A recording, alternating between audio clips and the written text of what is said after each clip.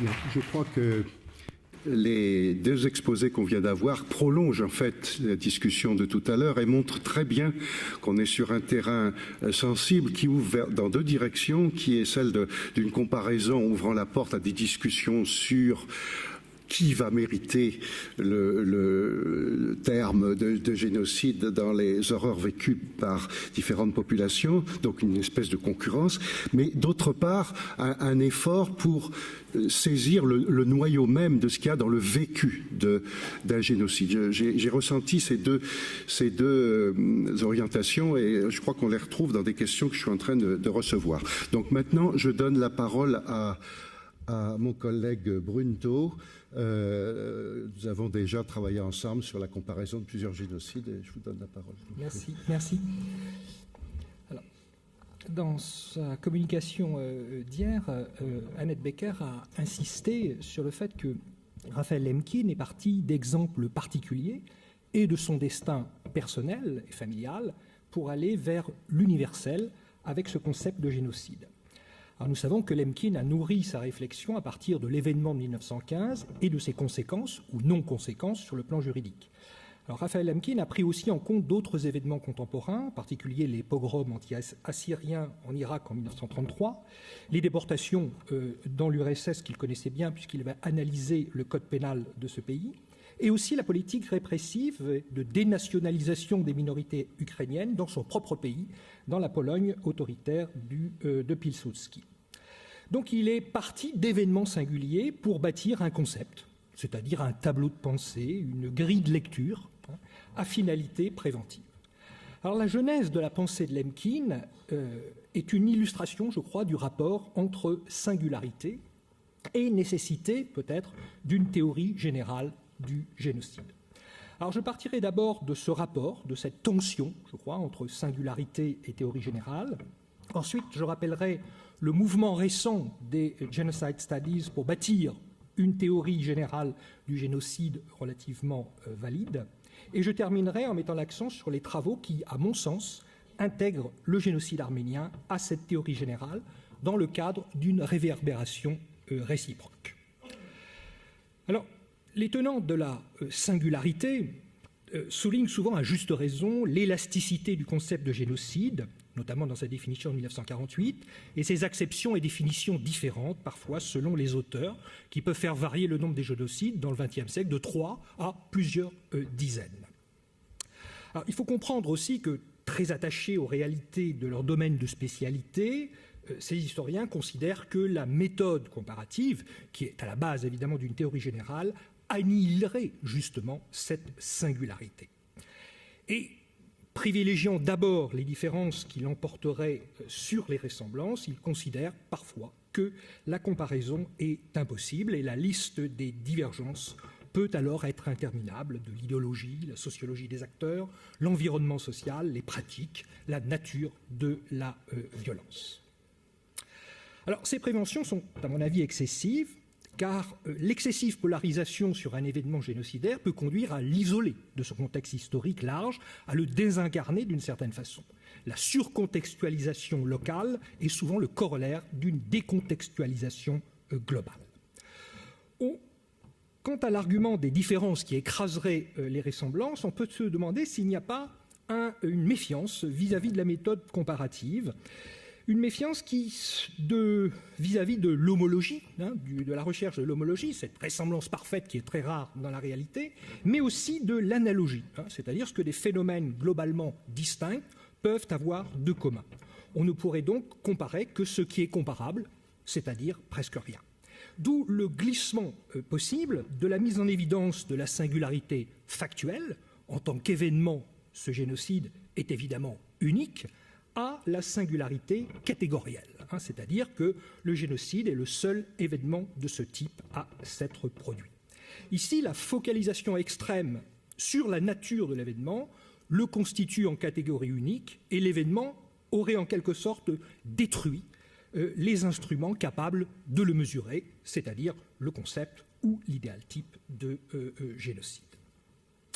Alors inversement, pour ceux qui s'essaient à construire une théorie générale, il s'agit de comparer l'incomparable pour reprendre la formule et le titre provocateur et programmatique de Marcel Détienne, c'est-à-dire soumettre des sociétés n'ayant a priori rien en commun ou appartenant à des époques éloignées à un même questionnement pour mieux, je le cite, découvrir un aspect inaperçu et même saisir, je le cite encore, des logiques partielles de pensée. Dans cette veine de la comparaison de l'incomparable, je citerai ici par exemple 2 ouvrages que j'ai trouvés stimulants ces dernières années. En 2006, l'ouvrage de Christian Stahlert qui a comparé l'antisémitisme biologique des nazis et avec les statuts de pureté du sang de l'Espagne de l'Inquisition du XVe et du XVIe siècle, qui nous donne une autre perspective sur le code génétique de l'Espagne, mais aussi peut-être de l'Europe moderne, avec une autre matrice du racisme. Autre ouvrage que j'ai trouvé stimulant dans cette perspective, c'est l'ouvrage récent de Lucien Bianco sur la comparaison des révolutions russes et chinoises, avec des comparaisons terme à terme, notamment des famines mises en œuvre par ces régimes. Alors, des logiques partielles de pensée, si je reprends cette expression, pensons à certains invariants de la pratique du meurtre de masse, en particulier de l'acte qui laisse souvent le chercheur interdit, c'est-à-dire le meurtre des enfants. Et il y a parfois des correspondances au niveau même du discours de justification tout à fait étonnantes. Si je prends le témoignage de ce paysan Hutu donné à Véronique Tadjo dans son livre terrifiant L'ombre d'Imana, il fallait riposter, se défendre. Dans les meetings, les conseillers disaient « ou bien vous les tuez, ou bien c'est vous qui serez tués ». Il fallait aussi tuer ces enfants, car beaucoup de chefs du FPR étaient des enfants eux-mêmes quand ils se sont sauvés du pays. Exprimée de manière relativement fruste, cette argumentation rejoint une argumentation, celle d'un général SS lors de son procès à Nuremberg en 1947, l'un des chefs des Einsatzgruppen, le général Otto Ohlendorf, qui a défini de la même façon, par la quête d'une sécurité permanente, le meurtre des enfants. Alors, il s'agit aussi, au-delà de ça, de raisonner peut-être en termes aussi d'époque, en étant attentif aux interactions, aux transferts culturel, entre guillemets, au transfert d'expérience, Claire Mouradian a employé cette expression avant-hier, notamment dans la culture des politiques de dépopulation au cours du XXe siècle. Dans un mémorandum de 1937, l'universitaire nationaliste serbe Vasa Kobrilović, dans un mémorandum titré « L'expulsion des Albanais », imagine, je le cite, une solution finale à cette question par une gigantesque opération d'épuration ethnique et en faisant ces considérations finales sur l'écho que pourrait avoir cette politique de grande envergure. Voilà ce qu'il disait. Quand l'Allemagne peut expulser des dizaines de milliers de juifs et que la Russie transplante des millions d'hommes d'une partie du continent à une autre, le transfert de quelques centaines de milliers d'Albanais ne fera pas éclater une guerre mondiale. Kobrilović se situait tout simplement dans une époque ouverte par les déportations génocidaires de 1913-1915, qui aboutissaient à la fin du siècle aux épurations ethniques de Bosnie en 1995, en passant par les meurtres totalitaires. Alors, comment se présente aujourd'hui la construction d'une théorie générale du génocide, et notamment pour les auteurs qui appartiendrait à ce que j'appellerais la deuxième génération des Genocide Studies, depuis les années 90 et surtout les années 2000, où il s'agit de développer effectivement une théorie générale relativement ambitieuse, basée sur une analyse comparative. Et on signalera que la plupart des auteurs que je citerai ne sont pas des spécialistes d'un génocide en particulier ou d'une région, d'une aire culturelle en particulier. C'est une recherche qui est par ailleurs pluridisciplinaire. On trouve des politistes, des sociologues, des historiens, des anthropologues, dans une volonté d'explication sophistiquée. Alors cette recherche du pourquoi se fait à la fois dans le temps et dans l'espace. Alors, dans le temps, on pourrait voir trois directions. D'abord, le temps immédiat, les origines immédiates de la logique génocidaire.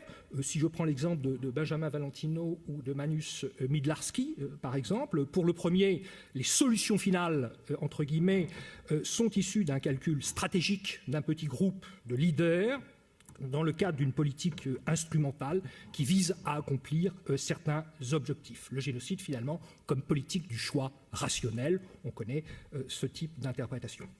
Pour le second, Midlarski, il y a ici l'effet d'une réelle politique imprudente, c'est le terme qu'il emploie, dans un contexte de perte. Perte de souveraineté, perte de territoire, perte de population, perte militaire dans le cadre d'une guerre perdue, perte économique. Deuxième temps, ce serait le temps de l'idéologie, le temps médian de l'idéologie, où ici on mettrait, je pense au tableau d'Eric Weitz, au projet révolutionnaire, utopique, la volonté révolutionnaire de changer une société, notamment par le paradigme de la race ou de la nation, visant à créer une société homogène.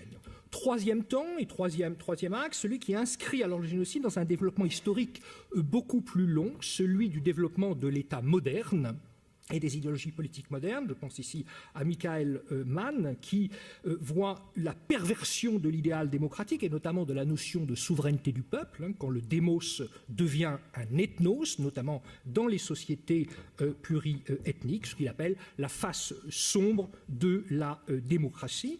Une interprétation qui renvoie à une autre interprétation, je n'ai pas le temps de la développer, et pourtant elle est extrêmement brillante, sur notre mondialisation actuelle, la thèse de la juriste américaine Amy Chua, A World in Fire. Deuxième auteur, Mark Levin, bien sûr, qui inscrit le projet génocidaire au cœur de la modernité et au cœur notamment du développement du modèle de la nation qui s'exporte et s'impose au monde, avec une plus grande propension au génocide dans les États à développement plus tardif, où il faut fabriquer une cohésion sociale en utilisant le pouvoir de l'État pour aller plus vite. Recherche du pourquoi aussi dans l'espace, et c'est le lien fait entre génocide et relations internationales. Ici, je pense aux travaux de Martin Shaw, d'Adrian Gallagher ou de Paul Bartrop sur la relations internationales et la guerre, des auteurs qui considèrent à juste titre que la discipline des relations internationales a trop longtemps ignoré les Genocide Studies, et pourtant le génocide a un lien direct avec les concepts centraux des relations internationales, l'État, la guerre, la puissance, la sécurité, la question et la protection des minorités. Alors ici, on introduit le concept de génocide dans les relations internationales, comprendre le génocide dans le contexte de l'ordre international existant et son impact, bien sûr, sur l'ordre international. Vous l'avez compris, le génocide est au cœur du grand jeu, pour reprendre cette expression de Kipling. Alors, les approches privilégiant les structures existent, bien sûr. Largement, Alexander Hinton et c'est l'analyse des structures culturelles, ou Christian Gerlach sur son concept d'extremely violent societies, qui est intéressant. Alors, comment situer le génocide arménien, dans ce troisième point, au regard de ses efforts en vue de bâtir une théorie générale? Je crois qu'on a affaire à un double mouvement. Des travaux récents très novateurs bénéficient de cet éclairage comparatiste et pluridisciplinaire, et en même temps, ils désenclavent le génocide arménien et le font rentrer dans le chantier comparatiste, pour reprendre l'expression d'Étienne. Alors, quatre ensembles de travaux, quatre axes me paraissent ici décisifs. Tout d'abord, le génocide dans le cadre d'une politique d'ingénierie sociale. Je pense bien sûr aux travaux de Amin Bozarslan, de Franck Georgeon et de Fouad Dündar, qui implique donc ce concept que l'on a étendu à toutes les formes d'intervention du pouvoir dans la vie des sociétés, les politiques de population, l'ingénierie démographique et ethnique, ce que met en place le pouvoir unioniste entre 1913 et 1918, et qui rentre évidemment dans de vastes perspectives ouvertes par Zygmunt Bauman dans Holocauste et modernité, qui fait usage donc de ce concept, les travaux aussi d'Eric Weitz et de Nicolas Werth pour les politiques staliniennes, ou bien encore évidemment les analyses de Goetzali sur l'expertise planificatrice des nazis. Deuxième axe, le génocide dans le cadre du grand jeu des relations internationales de l'avant 1914, 1914, évidemment rapport aux travaux de Donald Bloxham, de Rian Gingeras notamment, et qui renvoie justement à Midlarski, l'état de faiblesse ou de perte, le rôle crucial des guerres balkaniques dans le processus de radicalisation du comité Union et Progrès, qui pose une question léniniste, que faire, comment faire pour sauver l'État, et qui renvoie évidemment à une lecture darwinienne de l'ordre international, qui rentre dans la perspective de la lecture darwinienne de l'ordre international faite par les dirigeants nazis, dans l'imaginaire du complot régional Tutsi que l'on trouve au sein du Hutu Power. Troisième axe, c'est le génocide dans le cadre du cercle restreint des décideurs, du petit groupe, je dirais du très petit groupe. Eric Jan Zucher a montré qu'au sein du comité central du comité Union et Progrès, les quelques personnalités qui choisissent systématiquement entre janvier 1913 et mars 1915 les choix les plus radicaux. L'existence, en gros, d'un noyau dur génocidaire qui a été mis en évidence aussi dans le cadre du processus de décision par Florent Braillard dans le cadre de l'Allemagne nazie, mais on peut penser aussi aux travaux sur l'Akazu au sein du pouvoir Hutu, mais aussi à Lankarle dans le Kampuchea démocratique. Enfin, dernier axe, et je termine, c'est le génocide dans le cadre de la production idéologique, de la production utopique même, je dirais, c'est-à-dire la définition d'une identité de groupe fondée sur un ethnocentrisme exclusif, négateur de toute altérité, ce que évoquait Amit Bozarsan hier, et qui renvoie aussi aux travaux de Şükrü Anioğlu sur le poids des théories darwinistes sociales européennes chez les jeunes Turcs, qui permet de les libérer aussi de la pensée universaliste. Alors je dirais ici que dans cette perception de l'idéologie génocidaire du XXe siècle, qui rattache l'idéologie des jeunes Turcs à celle des dirigeants nazis, mais aussi au-delà aux idéologues du Hutu Power, c'est, je crois, la conjonction de deux éléments centraux. C'est d'un côté, effectivement, un ethnocentrisme qui vise à présenter un groupe élu par l'histoire, par la révolution, par la biologie, et d'un autre côté, et en même temps, de présenter ce groupe comme une victime. Amit Bozarsan a employé hier, et ça c'est une expression, je crois, qu'il faut retenir, de race abandonnée. Pour les jeunes Turcs, les Turcs étaient une race abandonnée par rapport à toutes les autres minorités, les minorités de l'Empire. Et donc c'est cette situation victimaire qui rentre en conjonction avec le principe de l'élection historique du groupe, ce qui fait que ceux qui s'estiment victimes, qui se voient comme des victimes historiques, eh bien, deviennent des tueurs. When victims become killers, et vous reconnaîtrez le titre du livre de Mahmoud Mamdani, qui analyse l'idéologie nativiste du Hutu Power et qui montre bien ce renversement, cette inversion du stigmate. Donc il y a une réévaluation de l'idéologie qui a succédé, je crois, et c'est valable pour le cas arménien et pour d'autres cas, aux interprétations fonctionnalistes du comment du génocide. Donc voilà quelques réflexions, je crois, sur cette tension, singularité, théorie générale. Je crois que la comparaison, c'est tout simplement le laboratoire de la discipline historique, à moins que l'on accepte que la transformation de celle-ci en agence d'expertise pour les médias, pour l'industrie culturelle ou pour les pouvoirs publics. Voilà, je vous remercie.